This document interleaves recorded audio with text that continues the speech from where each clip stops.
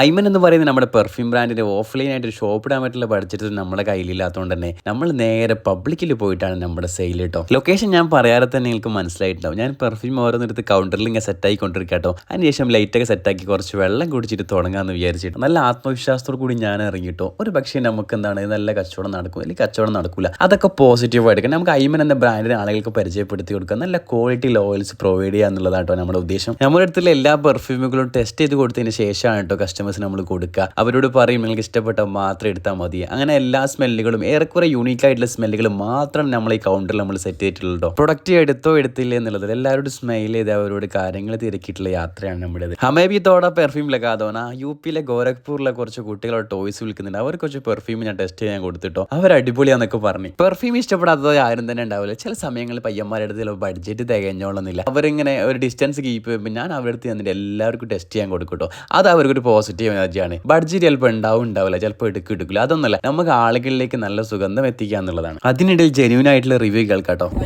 ഇവിടെ ബീച്ചിൽ നിന്ന് കണ്ടുപിട്ടിയാണ്. അപ്പോൾ നമ്മൾ ഓൾറെഡി മസ്കും ഇന്റീരിയറൊക്കെ യൂസ് ചെയ്യുന്ന ആൾക്കാരുണ്ട്. അപ്പോൾ നമുക്ക് കറക്റ്റ് അതേ സ്മെല്ല് തന്നെ കിട്ടിയത്. കുറച്ച് അതിൻ്റെ സെയിം സ്മെല്ല് നമുക്ക് എക്സ്പീരിയൻസ് ആയി കിട്ടി.